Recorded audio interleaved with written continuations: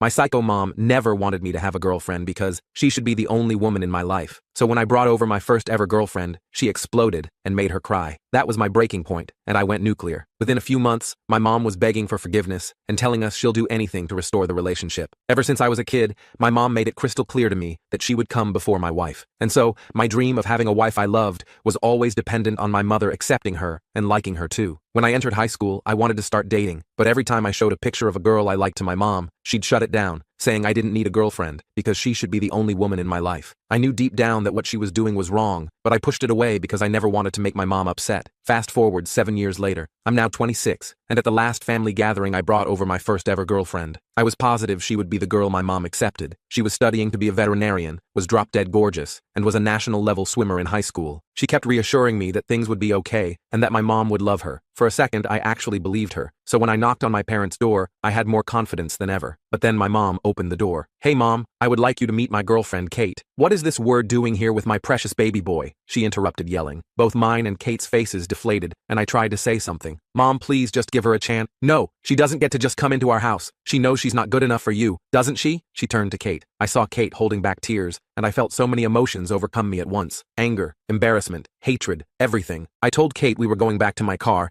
and as I took her hand, my mom began speaking again. "Where are you going, honey? You're coming in. It's only this W word who can't." I stood in shock. I wanted to scream, but I kept my mouth shut and walked back to the car with Kate. My mom's voice got louder the more we walked away, as she was now getting angry at me for choosing Kate over her. The second we got back to my car, Kate broke down. She started crying, telling me this has never happened to her before, and she lunged into me asking if she was really such a bad girlfriend. I reassured her, and it's while I was holding her that I asked myself something. If I was my mom, would I raise my son and treat my girlfriend the way she does? And the answer was no, I wouldn't. I wouldn't have this weird, borderline gross obsession of isolating me from every single girl who has come near me. I wouldn't have stopped me from going to my favorite band's concert when I was 17 because my female cousin was going. I wouldn't have demanded I attend a boys-only high school. I wouldn't have shot down every girl I have ever tried bringing home. And I certainly wouldn't react this way to my son bringing over a girl as intelligent and beautiful and kind as Kate is. At that moment, for the first time in my life, I began fully resenting my mom. I comforted Kate, kissing her forehead while she cried, telling her it was okay, and as soon as she calmed down, I stormed out of the car and headed straight up to my mom's front door. She opened it, and as soon as she saw me, a smile formed on her face. "You made the right choice, hon." "Fing, shut up." Her face went white when I interrupted her. "I don't understand." "No, I don't understand," I interrupted her again. "What is wrong with you? Are you in love with me or something? Do you fantasize about me? Is that why you used to come into my room at night and cuddle me? Is that why you can't let me see a single girl in my life? Is that why you forced me to cut off every single female relative?" My mom was stumped. Her face became even paler, and for a second I actually thought my words were connecting with her, until of course, she turned sour again. "That's ridiculous. I just want you to understand that I raised you, no one else. The girls you pick need my approval. It's not my fault I have high standards." "High standards," I exploded. "The first girl I ever brought over you threatened to cull her if she didn't leave your baby boy to you and you only." "Oh, you're exaggerating," she said in her usual dismissive tone. "No, I'm not, Mom. I hate you. I never want to see you again. I want you to know that. I'm in love with Kate. She's going to be my girlfriend, and hopefully my wife, and the mother of my kids, and you're not stopping it." I didn't even let her respond. I walked out and started heading back to the car. I got back in, where Kate was wiping the last of the tears off her face, but as I put the key in, I heard Kate, "Oh my God, is that your mom?" My mom was running out of the house and towards my car. I revved up the engine as fast as I could, but it wasn't fast enough. My mom was by the window, and she was punching it, screaming at me to roll it down, but I didn't. I just started driving. On our way home, I was furious. My mom kept calling me. Kate was telling me she's sorry for embarrassing me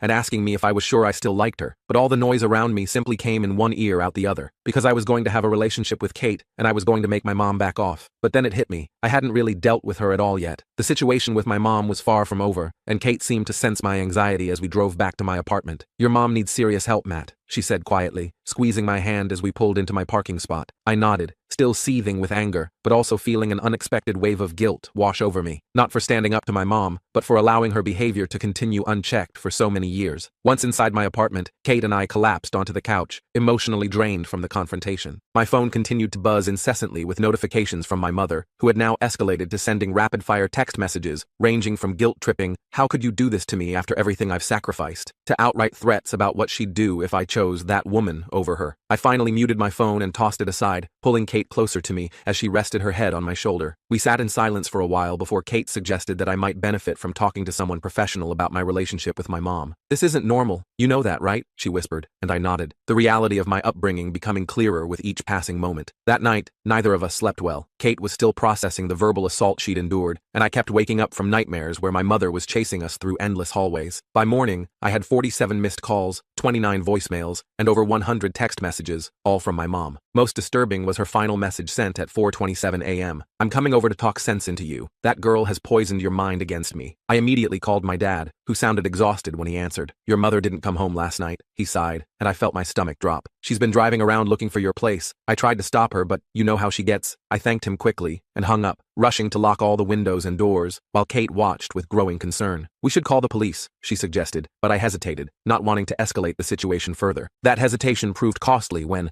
less than 20 minutes later, frantic pounding shook my front door. "Matthew James Wilson, open this door right now!" My mother's voice echoed through the apartment. Kate froze mid-step, her eyes wide with fear, and I motioned for her to stay back while I approached the door cautiously. Through the peephole, I could see my mother's distorted face, her eyes wild, and her hair disheveled as she continued pounding. "Mom, you need to leave," I called through the door, trying to keep my voice steady. "I told you yesterday, I'm not discussing this anymore." Her response was immediate and chilling. "If you don't open this door in 5 seconds, I'm calling the police and telling them your girlfriend attacked me." I looked back at Kate, who was already dialing 911 on her phone, nodding at me to keep my mother talking. "Mom, you need help," I said firmly. "And this behavior isn't normal. You can't threaten people and stalk me to my apartment." The pounding suddenly stopped, and for a moment I thought she might have left, but then I heard a jingling sound that made my blood run cold. Keys. With horror, I remembered that my parents had a spare key to my apartment from when they helped me move in. I lunged for the deadbolt, just as my mother was inserting her key in the lock, managing to secure it before she could enter. Her scream of frustration pierced through the door as she resumed her assault on the wood. "You ungrateful child, after everything I've done for you." Kate was speaking quietly but urgently into her phone, giving my address to the emergency dispatcher and explaining the situation. I backed away from the door as my mother's tirade continued, her threats becoming increasingly bizarre and disturbing. "I'll tell everyone what you did to me when you were 13, she shrieked, making me frown in confusion. I had no idea what she was referring to, but the implication was clearly meant to be threatening. 10 excruciatingly long minutes later, we heard sirens approaching, and my mother's ranting abruptly ceased. From the window, I watched as 2 police officers approached her in the hallway, speaking calmly while she gesticulated wildly toward my door. When they knocked, I opened it cautiously, keeping the chain on as I explained the situation. My mother immediately launched into tears, playing the role of concerned parent with an Oscar-worthy performance. "My son's girlfriend has been manipulating him," she sobbed to the female officer, who regarded her with professional detachment. "She's isolating him from his family who loves him." The officers separated us, one speaking with my mother in the hallway, while the other interviewed Kate and me inside the apartment. I showed the officer the barrage of texts and calls, explained the confrontation from yesterday, and how my mother had shown up unannounced at my apartment, threatening to make false allegations. The officer, a steady-eyed man named Peterson, listened carefully before sighing. "Family situations can be complicated," he said diplomatically, "but what you're describing sounds like harassment. Would you like to file a restraining order?" I hesitated, looking at Kate, who gave me an encouraging nod. "Yes," I finally said, feeling both relieved and heartbroken. "I think that's necessary at this point." What followed was an exhausting bureaucratic process of statements, paperwork, and court appearances. My mother fought the restraining order viciously, hiring an expensive lawyer who painted her as a loving mother, concerned about her son's well-being. Fortunately, her erratic behavior during the proceedings, including an outburst where she called the female judge a homewrecker who probably stole someone's husband, only strengthened my case. The judge granted a 1-year restraining order, requiring my mother to stay at least 500 feet away from both me and Kate. My father called me that evening, sounding more defeated than I'd ever heard him. "Your mother's not well, Matt," he said softly. "She's refused to admit it for years, but this might finally be the wake-up call she needs." He explained that he'd convinced her to see a therapist, though she maintained it was only to prove how that girl had brainwashed me. In the weeks that followed, Kate and I settled into a strange new normal. Without my mother's constant interference, I discovered parts of myself I never knew existed, interests and opinions that had been suppressed by her controlling influence. Kate was incredibly patient, encouraging me to explore these newfound aspects of my personality while also suggesting I might benefit from therapy myself. I resisted at first, still carrying the stigma my mother had always attached to mental health support, but eventually agreed to try a session. Dr. Raymond, a calm-voiced man with kind eyes, helped me understand concepts like emotional incest and covert narcissism that perfectly described my relationship with my mother. "What you're experiencing is grief," he explained during our third session. Not just for the healthy relationship you never had with your mother, but also for the parts of yourself you weren't allowed to develop. Those words resonated deeply, and I found myself crying unexpectedly in Kate's arms that night, mourning the childhood and adolescence I should have had. 6 months into the restraining order, my father called with surprising news. My mother had been diagnosed with borderline personality disorder and was taking medication along with attending twice-weekly therapy sessions. "She's different, Matt," he said cautiously. "Not completely changed, but she's starting to recognize her behavior was inappropriate." I remained skeptical, but agreed to receive periodic updates about her progress. Kate and I grew closer through the ordeal, our relationship strengthened by the challenges we'd faced together. On our 1-year anniversary, I proposed during a quiet dinner at home, having asked her parents for their blessing the week before. Her father had pulled me aside afterward, gripping my shoulder firmly. "You've shown real courage standing up to your mother," he said. "That tells me everything I need to know about how you'll treat my daughter." We decided on a small wedding, inviting only close friends and family, including my father, who came alone. My mother had been informed of the engagement, but respected the restraining order by sending a card with a surprisingly thoughtful message. "I'm working on myself so that someday I might earn back the privilege of being in your life. Congratulations to you both." The wedding day itself was everything we could have hoped for, a celebration unmarred by drama or tension. Kate was radiant in her simple white dress, and I couldn't believe my luck as we exchanged vows beneath a canopy of autumn leaves. During the reception, my father approached us with a gift box and an envelope. "Your mother wanted you to have this," he explained, handing me the envelope first. "She wrote it with her therapist, and they both signed it to show it was part of her treatment." Inside was a 3-page letter containing something I never thought I'd see, a genuine apology. My mother acknowledged her inappropriate behavior, took responsibility without excuses, and expressed hope for eventual reconciliation while respecting our boundaries. The gift box contained a family heirloom, my grandmother's watch that my mother had always refused to part with. "A gesture of letting go," my father explained, his eyes misty. After our honeymoon, I agreed to a carefully controlled meeting with my mother in her therapist's office. The woman who greeted me bore little resemblance to the wild-eyed creature who had pounded on my door nearly 2 years earlier. She was subdued, speaking carefully and respecting my personal space. "I know I can never undo the harm I caused," she said, hands clasped tightly in her lap, "but I'm committed to being better, for myself and for any relationship we might rebuild in the future." It was the first of many monitored sessions, gradually transitioning to short coffee meetings with strict boundaries. Kate eventually joined some of these meetings, her presence a testament to her extraordinary compassion and strength. 3 years after our wedding, when Kate announced she was pregnant with our first child, we faced the difficult decision of how much access my mother would have to her grandchild. After much discussion, we agreed on supervised visits only, a condition my mother accepted with humility that would have been unimaginable before her treatment. The day our daughter Lily was born, my mother waited patiently in the hospital waiting room until we invited her in. Her hands trembled as she held her granddaughter for the first time,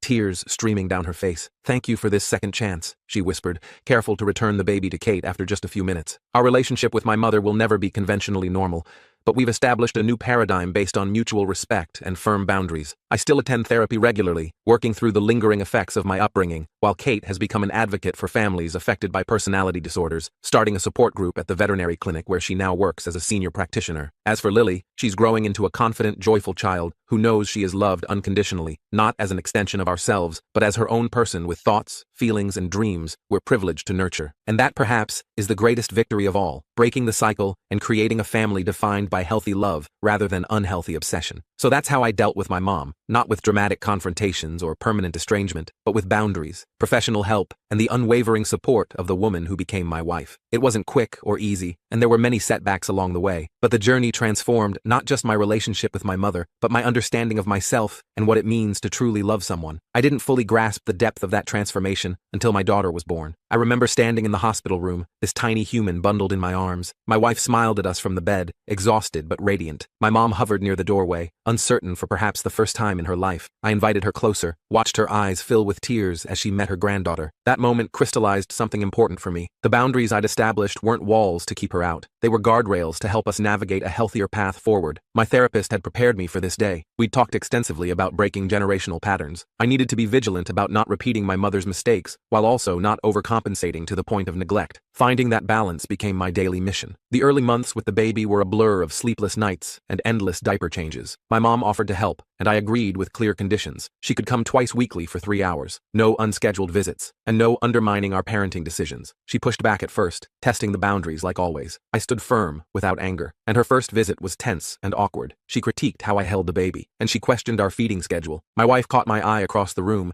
our silent communication system in full effect. I took a deep breath and redirected rather than confronted. The next visit went better. Mom brought homemade food and actually asked before picking up the baby. Small victories. And progress isn't linear, though. A month later, she showed up unannounced at 7 a.m. on a Sunday. I answered the door in my boxers, dark circles under my eyes from a night of colic screams. Mom pushed past me with a bag of baby clothes she'd bought. I stopped her in the hallway, told her she needed to leave and call later for a scheduled visit. Her face crumpled like tissue paper. Old guilt came rushing back, that familiar undertow, but I stood my ground. And later that day, she called and apologized. That was a first. And we rescheduled for Tuesday afternoon. The real breakthrough came during a family dinner when my daughter was 6 months old. Mom started her usual narrative about how no one had ever loved me like she did, how she'd sacrificed everything for me. I felt my wife tense beside me, protective as always. But instead of letting it slide or fighting back, I tried something new. I acknowledged her love and sacrifices. Then I gently suggested there were many ways to love someone. The conversation shifted. It wasn't perfect, but it was progress. Years of therapy had taught me to recognize the wounded child inside my mother. Her own upbringing had been harsh and conditional. She'd never learned healthy attachment. That understanding didn't excuse her behavior, but helped me respond with compassion rather than reactivity. As my daughter grew from infant to toddler, the dynamics shifted again. Mom became obsessed with being the favorite grandmother. She brought excessive gifts, and she competed with my in-laws for attention. I implemented a gift limit policy for everyone. Mom complied, reluctantly, but she complied. And she started therapy herself around this time. Never mentioned it directly to me. My aunt let it slip during a family gathering. I didn't press Mom about it, and some journeys need privacy. My daughter's 3rd birthday party became an unexpected milestone. Mom helped with decorations without taking over, and she deferred to our plans. She actually collaborated with my mother-in-law on the cake. My wife squeezed my hand under the table, her eyes saying everything. That night, after everyone left, I found myself sorting through old photos, pictures of me at 3, my mother's arms wrapped around me possessively. I studied my face in those images, and the anxiety in my eyes, the tense little shoulders. Then I looked at photos from that day, of my daughter laughing openly, moving freely between all the adults who loved her. The contrast hit me hard, and I was breaking the cycle. This work affected my career too, and I became more assertive at the office, set clearer boundaries with clients, stopped taking on impossible deadlines to prove my worth. My boss noticed the change and respected it, promoted me. The extra money helped us buy our first house, a modest 3-bedroom with a yard. Mom offered to help with the down payment. I thanked her, but declined. Financial entanglements had always been her favorite leash. The house needed work, while weekends of painting and repairs. Mom showed up in old clothes, ready to help without criticism. She and my wife planted a garden together, small green shoots pushing through dark soil, and like hope made visible. My brother visited that summer, and he'd moved across the country years ago, minimal contact with Mom. He watched our new family dynamic with wary confusion, asked me how I could stand to have her around at all. I explained about boundaries, and about the work we'd both done. He just shook his head, said I was a better person than him. I'm not, though, and just someone who made different choices. The holidays used to be battlegrounds, and Mom demanding certain traditions, meltdowns if plans changed. And that year, we hosted Thanksgiving, made it potluck style. Mom brought her famous stuffing without insisting everyone acknowledge its superiority. She helped clean up afterward, and she left when she said she would. My wife cried after she went home, and said she'd never thought this was possible. I hadn't either, honestly. Raising a child while healing my own childhood wounds proved complicated. I found myself overreacting to normal developmental stages. My daughter's first tantrum triggered something primal in me. I walked away, hands shaking, and called my therapist the next day. We worked through it, developed strategies for separating my past from her present. My mother noticed these moments too. Once, after witnessing me struggle with my daughter's defiance, she approached carefully, said simply that I was doing a good job, that I was a good father. Those words shouldn't have meant so much coming from her, but they did. When my son was born 2 years later, the family dynamics shifted again. Mom seemed more relaxed this time, and less desperate to prove herself. She'd established her place in our family system, knew the boundaries would hold, and knew her role was secure if limited. My father had remained peripheral through all this. His presence in my childhood had been like furniture, there but unresponsive, and he called when my son was born, actually sounded interested, and started visiting more often, started talking more. Mom and Dad in the same room still generated tension. Some wounds never fully heal, but they managed civil interactions centered around the grandchildren. My therapist helped me understand I couldn't fix their relationship, only navigate my own connections to them. Work stress peaked when my son was 6 months old. A major project went sideways, and deadlines loomed impossible. Sleep deprivation clouded everything, and old patterns beckoned. Work myself to exhaustion, and prove my worth through productivity. I caught myself this time, and requested deadline extensions, delegated where possible, and made it home for dinner most nights. My wife's career was taking off too, and we juggled childcare and household responsibilities, sometimes smoothly, sometimes with friction, Mom offered to watch the kids one afternoon a week. Consistent, reliable help.